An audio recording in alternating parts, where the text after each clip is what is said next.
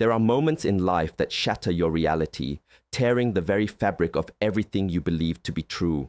My name is Heng, and at 66 years old, I've witnessed the kind of betrayal that curdles the blood, a truth so dark it redefined not just my past, but the very essence of love and family. This isn't a story you read and forget. This is a haunting echo, a chilling whisper of what lurks beneath the surface of seemingly perfect lives. What if the people you cherished most, the flesh of your flesh, were not who you thought they were?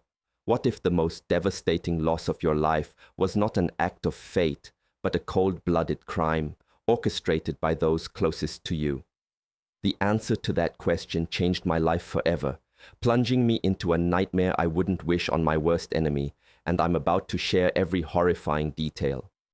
A funeral, a whisper from beyond the grave. The day of my husband Ernest's funeral was the quietest, most agonizing day of my entire existence. A heavy, suffocating silence pressed down on the small cemetery plot in Spring Creek, mirroring the emptiness that had settled deep within my soul. The air hung thick with unwept tears and unspoken goodbyes, as if the very sky was holding its breath, waiting for the final devastating act.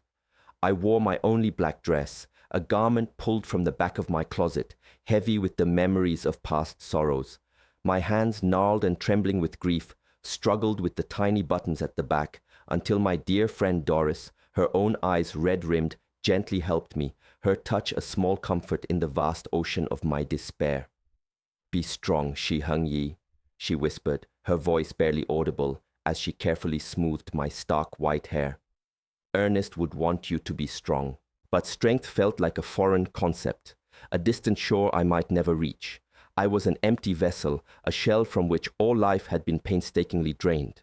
How could 42 years of shared laughter, whispered secrets, and unwavering love simply be buried beneath a mound of dirt? Every corner of our humble home, every worn tool in Ernest's shop, every thread of the tapestry of our life together now screamed his absence. His coffee mug still sat on the kitchen table, a phantom warmth emanating from its ceramic surface. His worn leather work gloves lay abandoned on the porch swing, still faintly smelling of grease and the fresh scent of the river. His pillow on our bed held the lingering trace of his earthy scent, a cruel reminder of the warmth that would never return. As the pastor's words about eternal rest and reuniting with God drifted over the grave, they felt hollow, meaningless against the raw, visceral pain tearing through my heart. I didn't want Ernest to rest in peace. I wanted him back, here with me, growing old on our porch, sipping coffee and watching the sunset. When the moment came to throw handfuls of dirt onto the casket, my legs buckled beneath me. Doris caught me, holding me tight as uncontrollable sobs racked my body. The dull, thudding sound of the earth hitting the wood was final, an unyielding declaration of a future without him. It was a sound that extinguished all hope, a chilling announcement that my world had truly ended. And then, a jolt, at that exact, unbearable moment. Standing by Ernest's freshly dug grave, my old phone vibrated in my purse, a single sharp buzz that cut through the haze of my grief. I fumbled for it, my trembling fingers barely able to swipe open the screen. The message from an unknown number appeared. My heart, already shattered, seized in my chest. "I'm alive, that's not me in the casket." The words shimmered, danced before my eyes as if I were hallucinating, my mind finally breaking under the unbearable weight of sorrow. Could this be real? Was grief playing a cruel, twisted trick on me? My hands, shaking uncontrollably, managed to type a reply. "Who are you?" The response was immediate, a chilling confirmation that this was no hallucination. "I can't say. They're watching. Don't trust our sons." The phone slipped from my numb fingers, clattering onto the damp earth as if it had burned me. Doris, ever attentive, moved to pick it up, but a sudden urgent instinct made me stop her, my hand shooting out to grasp her arm. I couldn't let anyone else see those messages, not yet, not until I understood, however impossible it seemed. Charles, my oldest son, approached me then, his face etched with a look of exaggerated concern. "Are you okay, Mom?" he asked, his voice soft, solicitous. I stared at him, then at Henry, standing beside the casket with Jasmine, Charles's wife. Their expressions, which had seemed mournful mere moments ago, now struck me as strangely calm, almost detached. Their tears, I now replayed in my mind, had seemed forced, their hugs as cold as ice during the service. In the blinding light of the text message, every gesture, every word, every carefully constructed expression of sorrow felt tainted, suspicious. "I'm fine," I lied, my voice thin and reedy as I shoved the phone deep into my purse, trying to quell the tremor that now ran through my entire body. "I just need to go home." The journey back was a blur, overshadowed by the terrifying question, was Ernest truly alive? And if so, who had we just buried? And who, in God's name, was sending me these messages, knowing details so specific, so intimate to our family? Noxes, a love forged in simplicity. Ernest had been my partner, my refuge, my very reason for living for 42 years. We met when I was just 24 in the small, unassuming town of Spring Creek. It was a place woven from dusty back roads and shared, modest dreams where everyone knew everyone else, and life moved at the gentle, unhurried pace of the seasons. My days were spent cleaning houses, my hands calloused but strong, earning what I could to support my ailing mother. Ernest, a man of quiet integrity and industrious spirit, repaired bicycles in the small, beloved shop he had inherited from his own father, a place redolent with the smell of oil, metal, and honest work. We were poor, yes, by the world's measure, but our lives overflowed with the richness that money could never buy, real, unwavering love. I remember the very first time he spoke to me, a Tuesday morning just like any other, or so I thought.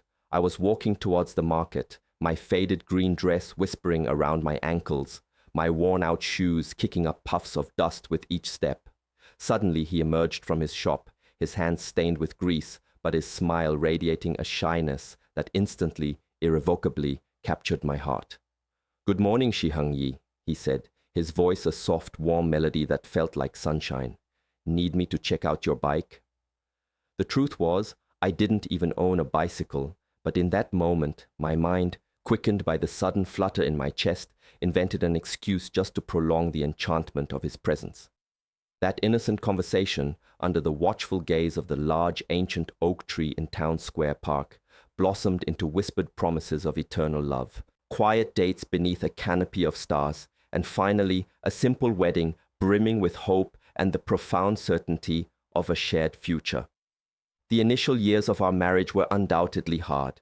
We made our home in a tiny two-bedroom house, its tin roof a constant reminder of our humble circumstances. When the skies wept, we'd scatter pots and pans across the floor, catching the leaks that sang a rhythmic tinny tune against the rain. Yet, despite the leaks and the meager finances, we were happy. Ernest worked tirelessly from sunup to sundown in his shop, his dedication a silent testament to his commitment to our family. And I, with nimble fingers and a heart full of hope, sewed clothes for the women of the town, each stitch woven with dreams of a brighter tomorrow. Woodhouse, the shadow of ambition. When our first son Charles was born, I truly thought my heart would burst with an almost unbearable happiness. He was a beautiful baby, a perfect blend of his father's gentle big eyes and my own ready smile. 2 years later, Henry arrived, equally perfect, equally cherished, completing the picture of the family we had so dearly longed for. I poured every ounce of my being into raising them, sacrificing my own needs without a second thought, showering them with all the love the world could possibly hold. Ernest was a truly wonderful father, his presence a constant source of strength and joy. He'd take them fishing in the winding river on lazy Sundays, his patience a quiet lesson as he taught them to mend things with their own hands, just like him. Every night, before bed, he'd spin tales for them, his voice a soothing lullaby that filled our small home. While he taught them the practicalities of life and the magic of stories, I fed them, dressed them in clothes sewn with love, and comforted their every cry, always there to wipe away their tears. We were, I believed with every fiber of my being, a close, unbreakable family. But as the years unfurled and our boys grew taller, things slowly, almost imperceptibly, began to shift. Charles, the eldest, always possessed an ambitious streak, a restless energy that seemed too big for our quiet town. Even as a young boy, his questions held a sharp edge. Why did we live so modestly? Why didn't we have a shiny car like the other families? Henry, ever the follower, absorbed Charles's discontent, echoing his sentiments in everything he did.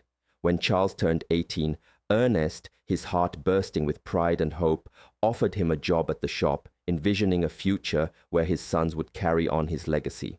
But Charles rejected it with a contempt that sliced deep, unspoken wounds into his father's soul. "I don't want to get my hands dirty like you, Dad," he declared, his voice hard, dismissive. "I'm going to be someone important." Those words, though never explicitly discussed between Ernest and me, haunted him. I'd see him in the quiet of the evenings, sitting alone on the porch, staring out at the constellations with a profound, unshakable sadness etched on his face. His son had not just rejected his life's work, he had rejected his entire way of living, his very being. The years marched on, and to my surprise, Charles did manage to carve out a name for himself in the bustling world of business. He secured a job at a real estate company in the distant city, a place of towering buildings and ceaseless ambition. Henry, ever trailing in his brother's wake, followed soon after. They both began earning money, vast sums that dwarfed anything Ernest and I had ever dreamed of seeing. At first, my heart swelled with an almost unbearable pride. My sons, our sons, had achieved what we never could, escaping the clutches of poverty, building a life far grander than our humble beginnings. But little by little, that initial burst of joy began to curdle, morphing into a quiet, persistent sadness. Their visits grew sparse, their phone calls shorter, often clipped and rushed. When they did grace us with their presence, they arrived in expensive, gleaming cars, dressed in fancy suits that seemed out of place against our dusty roads. Their conversations revolved around incomprehensible investments and vast properties, their words foreign, their world utterly alien to ours. They'd look at us, Ernest and me, with a strange, unsettling blend of pity and thinly veiled shame. "Mom," Charles said during one of those increasingly sporadic visits, his voice tinged with a condescension he didn't even try to hide. "You and Dad really should consider moving somewhere better. This house, well, it's falling apart." He was right in a purely practical sense. The roof still leaked during heavy rains, the paint peeled in places, and the wood groaned with age. But that house, our small, imperfect house, held the very essence of our lives. It was where we had brought them home as babies, where we had raised them with boundless love, where we had shared thousands of meals and countless quiet moments. It was where Ernest and I had grown old together, our love deepening with each passing year. It wasn't fancy, no, but it was our home, a sanctuary built on love, not money. Ernest, ever the wise one, would look at me with knowing eyes, a profound sadness clouding his gaze. "Shi Heng Yi," he'd say softly, his voice laced with resignation. "Money has changed our boys. We aren't enough for them anymore." I resisted his words fiercely. I kept justifying their absences, their fleeting calls, their endless parade of broken promises. "They're just busy building their lives," I'd tell myself, a desperate mantra against the growing tide of fear. Someday, they'll be the loving boys we raised again. But deep within my heart, a cold, unwavering certainty began to form. Ernest was right. We had lost our sons, not to the city, not to success, but to something far more insidious, long before I ever lost my husband. I just didn't know, not yet, the full, devastating extent to which we had become strangers in their eyes. Jasmine's disdain and a family fragmented. The most drastic and perhaps most painful change in our family dynamic arrived hand in hand with Charles's marriage to Jasmine Albright. She was a woman of the city, sharp-edged and impeccably dressed, who made no secret of her thinly veiled disdain for our simple lifestyle. The first time Charles brought her home, she arrived like an alien creature, her impossibly high heels sinking with a squishy sound into the soft dirt of our front porch, her elegant red dress cut from a fabric that shimmered with unimaginable expense, looking more valuable than everything I had ever owned combined. "Nice to meet you," she said, her smile as forced and brittle as spun sugar, barely extending the tips of her manicured fingers in a token gesture of greeting.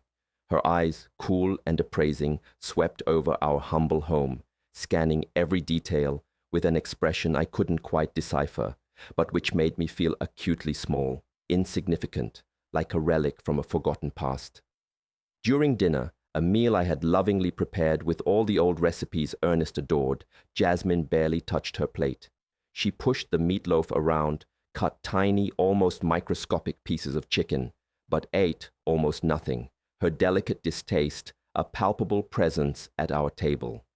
Charles, usually so boisterous and confident, seemed visibly nervous, constantly apologizing for things he had never before been ashamed of.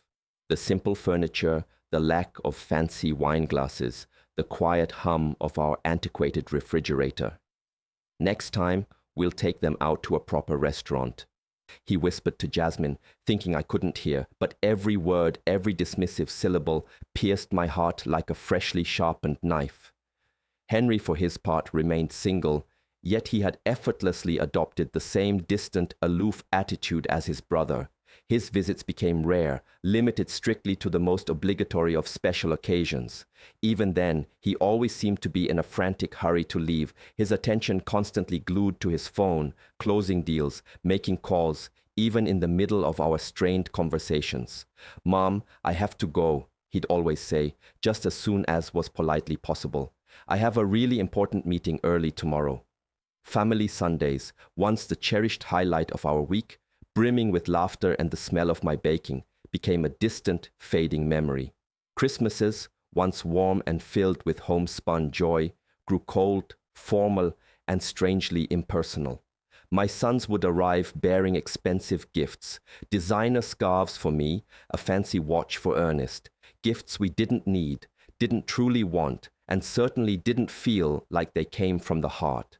They'd stay for 2, maybe 3 hours, then depart with an evident, almost palpable relief, leaving Ernest and me to grow old alone, comforting each other with quiet sighs and shared memories. He continued to work in his shop, though his strong, capable hands no longer possessed the same youthful vigor. I continued with my sewing, though my eyes, once sharp and precise, now often blurred with the effort. We made do with our small familiar income, fiercely proud of our independence, steadfastly refusing to ask for anything from our increasingly successful, increasingly estranged sons. "Do you know what the saddest part is, Shi-Hung-Yi?" Ernest asked me one night, his voice raspy with an unspoken ache as we sat on the porch sipping our evening coffee. "It's not that they have money. It's that the money has made them believe we aren't important anymore, that we're not enough." He was right, as always. My sons hadn't merely changed financially, they had undergone a chilling transformation in their very hearts. We were no longer their beloved parents, the guiding lights of their childhood. We had become an inconvenient, uncomfortable reminder of a past they were desperate to forget, a humble beginning they now viewed with thinly disguised embarrassment.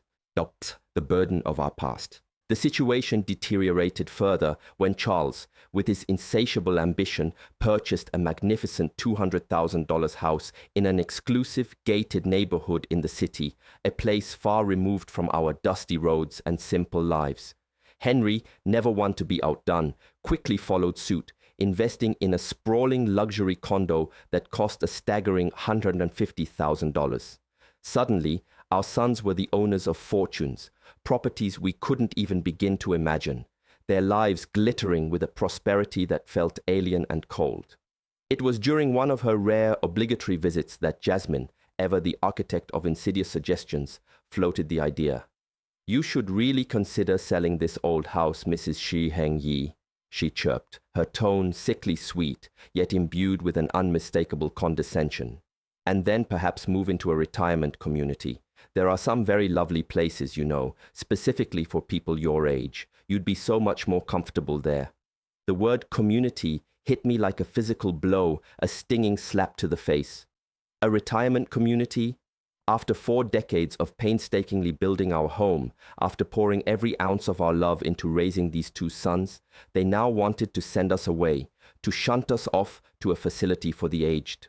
We don't need a home, Ernest replied, his voice infused with the quiet dignity that always characterized him, a dignity that even their wealth could not touch. We are perfectly fine here, in our own house. But even as he spoke, I saw the expressions on Charles and Henry's faces. They supported Jasmine's idea, their silent nods, a chilling confirmation. To them, we were nothing more than a burden, a problem to be neatly solved, a cumbersome obstacle to be conveniently removed in the most efficient way possible. It was then that the more direct, insidious suggestions began. One day Charles arrived at our door, a stack of papers clutched in his hand, documents he had meticulously prepared without ever consulting us, without even a hint of discussion. "Dad, Mom," he began, his voice laced with that perfected, utterly fake smile he had mastered, a smile that never quite reached his cold, calculating eyes. "I've been thinking quite a bit about your future. This house, well, it's realistically worth at most $10,000 on the current market. If you sell it, I could certainly add some money, a substantial amount, so you can move somewhere truly better, a much better place." To us, there was no place better, no place more cherished than the home where we had spent decades, building our lives, cultivating our happiness, raising our family. But Charles, in his mercenary world, couldn't comprehend such sentimental attachments. For him, everything, absolutely everything, boiled down to numbers, to cold, hard monetary value. "Besides," he continued, oblivious to the anguish his words caused, "I really think Dad should retire from the shop. He's already 70 years old. It's time for him to rest." Ernest looked at him, his gaze heavy with an infinite sadness, a profound disappointment. "Son," he said, his voice quiet but firm, "working is not a burden for me. It's what keeps me alive, what gives meaning to my days." "But you could get hurt, Dad," Henry insisted, stepping in to back his brother, as he always did, his words laced with a feigned concern. "At your age, even a small accident could be very dangerous." Their words were cloaked in a veneer of care, yet beneath it I sensed something far more sinister, an impatience, an urgency I couldn't quite grasp, a dark undercurrent that sent a chill through me. The audacity of early inheritance. The months that followed were a torturous dance of tension and mounting pressure. My sons, relentless in their pursuit, intensified their campaign for us to sell the house. They brought real estate agents to our door without warning, without our permission, their faces impassive as they appraised our beloved home, reducing decades of memories to a mere monetary figure. They even began to couch their demands in terms of what would be best for everyone. "Look, Mom," Charles declared during one particularly uncomfortable and fraught dinner, his voice devoid of warmth. "Jasmine and I have decided that we want to start a family soon. We'll certainly need some help with the expenses that come with raising children, as you can imagine. If you were to sell the house and move to a smaller, more manageable place, that money could effectively be considered an early inheritance for us." An early inheritance. The sheer audacity of the request left me utterly speechless, my mind reeling. He was quite literally asking for our inheritance, while Ernest and I were still alive, still breathing, still occupying the very home he wanted us to vacate. Ernest, ever the picture of quiet strength, remained outwardly calm, but I saw the muscles in his jaw clench, a telltale sign of his simmering anger. "Son," he said, his voice low, firm, "when your mother and I pass on, everything we have will be yours. That is our promise. But while we are alive, our decisions are our own to make. Don't be stubborn." "Dad!" Henry cut in, his voice sharp with a harshness I had never, not once, heard from him before. "You're old now. You can't keep living in the past. It's time to be practical. That night, after they had finally departed in their expensive cars, leaving behind a thick silence, Ernest and I stayed up talking until the first fragile light of dawn. For the first time in our long marriage, we openly discussed the horrifying possibility that our sons were not the honorable, loving people we believed we had raised. "Something's deeply wrong, Shi Heng-yi," my husband said, his voice heavy with a worry I had never before witnessed in his gentle eyes. "This isn't just ambition or impatience or even greed. There's something much darker, much more insidious behind all this relentless pressure." I had no way of knowing then, no earthly idea, how profoundly correct his words were. I couldn't possibly imagine that my own sons were meticulously planning something that would not only change our lives forever, but end one. I couldn't know that the tragedy rapidly approaching would not be some cruel accident of fate, but a sinister conspiracy, carefully orchestrated by the two people I had trusted most completely in this world. Twas the chilling premonition. The last normal conversation I ever had with Charles took place just 3 weeks before Ernest's death. He came alone that day, without Jasmine, and his usual practiced smile was absent, replaced by a seriousness that settled uneasily in the air. "Mom," he said, taking a seat at our old kitchen table, the very table where he had eaten countless breakfasts as a boy, a place imbued with decades of family memories. "I just want you to know that no matter what happens, Henry and I will always, always take care of you." His words at the time had brought a fleeting comfort, a momentary easing of my anxieties. But now, as I stood beside Ernest's grave, recalling them, they sent a shiver of profound dread down my spine. No matter what happens. What did he know then that I didn't? What terrible secret was lurking behind those seemingly reassuring words? The accident that shattered our world happened on a Tuesday morning, a day that began like any other. Ernest had left early for his shop, a ritual he had faithfully observed for more than 40 years, the familiar clatter of his toolbox receding into the morning quiet. I was in the kitchen, humming a soft tune as I prepared his favorite lunch, my famous meatloaf and creamy mashed potatoes, when the phone rang, its shrill urgency tearing through the peaceful domesticity and sending an immediate icy chill through my veins. "Mrs. Shi Heng-yi," a voice, unfamiliar and distant, asked. "I'm calling from Memorial Hospital. Your husband has been in a serious accident. You need to come immediately." The words blurred and swam in my mind, dissolving like ink in water. The entire world tilted, then stopped. My legs turned instantly to jelly, and I had to instinctively grab the doorframe, gripping it with white knuckles to keep myself from collapsing. What happened? Is he okay? Is he alive? Is he in the ICU? My questions tumbled out, desperate and frantic. "Ma'am," the voice insisted, a chilling calmness in its tone. "Please, just come as soon as possible."